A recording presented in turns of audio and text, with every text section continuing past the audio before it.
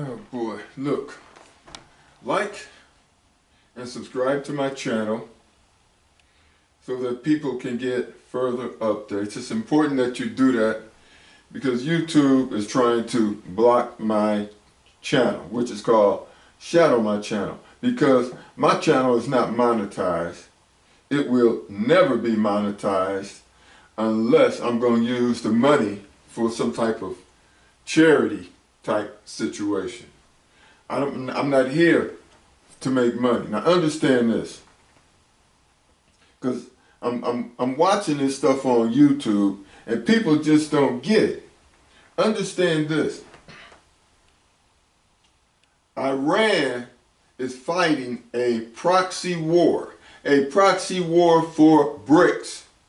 Iran is fighting a proxy war for BRICS. What are the concessions that Iran is requiring to stop the attack on Israel? Or to open up the to stop the attack on Israel and open up the Strait of Hormuz? Look, while the Strait of Hormuz is blocked,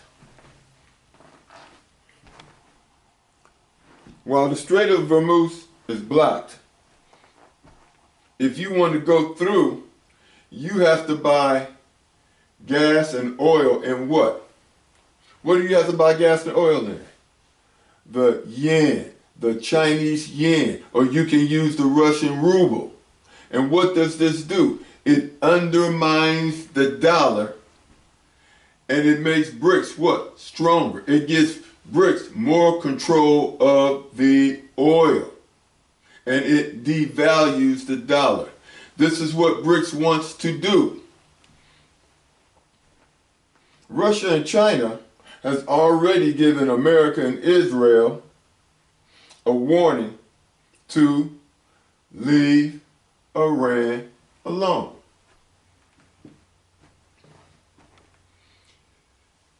And Russia is going to also, Russia and China and BRICS, they're going to defend Africa as well. They have already won 2 proxy wars. They have won the war, the Ukraine. Russia has defeated Ukraine and NATO by itself with a little help from North Korea. And then of course he got some logistics from China. Now, get your news off YouTube. If you're watching mainstream media, then you're watching the same people that have been supporting Donald Trump's lies.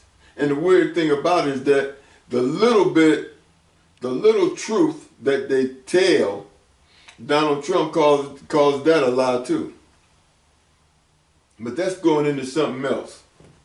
But the main thing I want you to understand is this.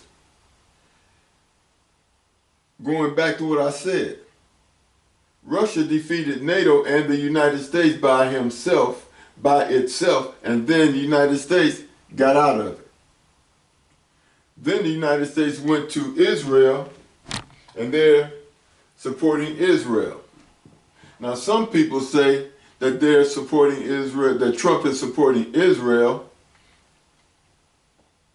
because Mossad has the Epstein tapes, and he don't want those tapes exposed. Now, whether that's true or not, I don't know. But I don't understand why Trump would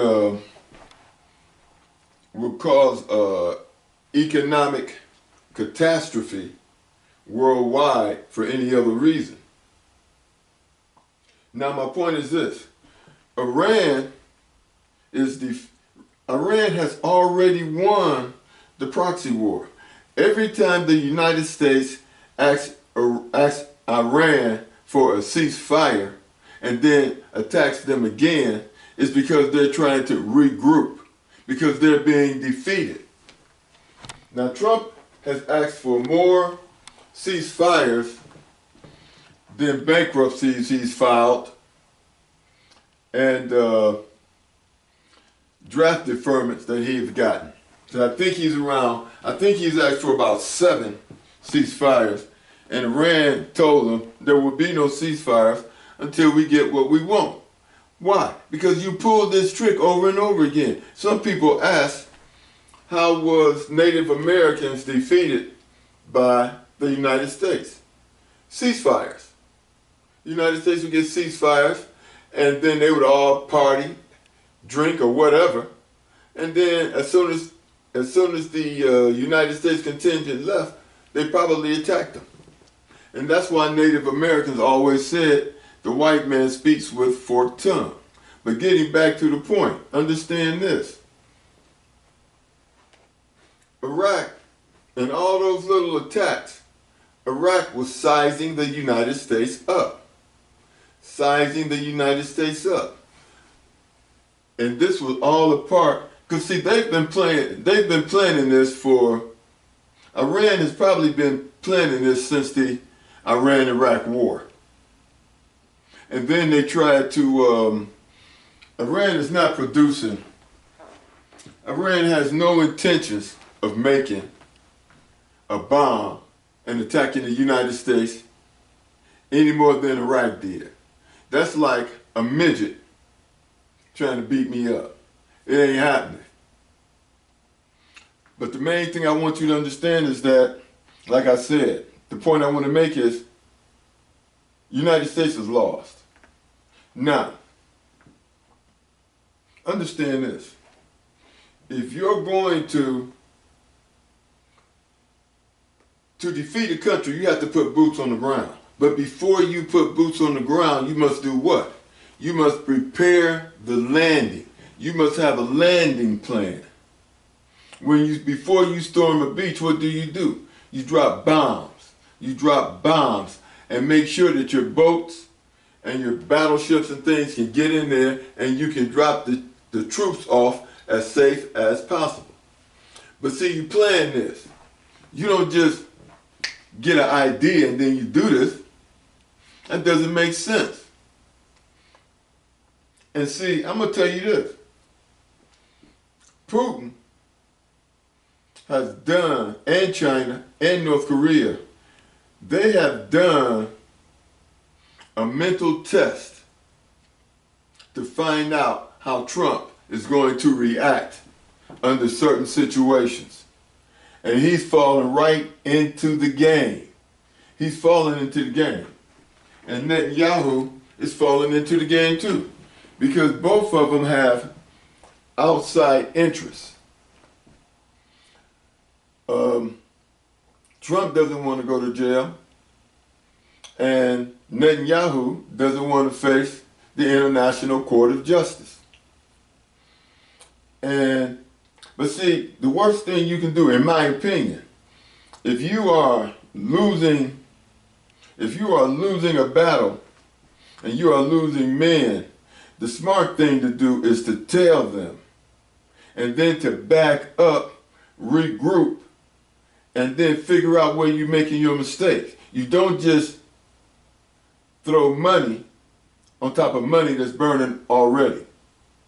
But I'm going to let you all figure it out from here yourself. And like and subscribe for more spiritual updates. And like and subscribe for spiritual understanding of what is transpiring right now. And I'm going to say one thing. As I grow and evolve spiritually, I come to understand that there is no such thing as spiritual warriors. There's no such thing. And if you look in the Bible, you will see that when Yahshua said, turn the other cheek, he was not talking to the multitude.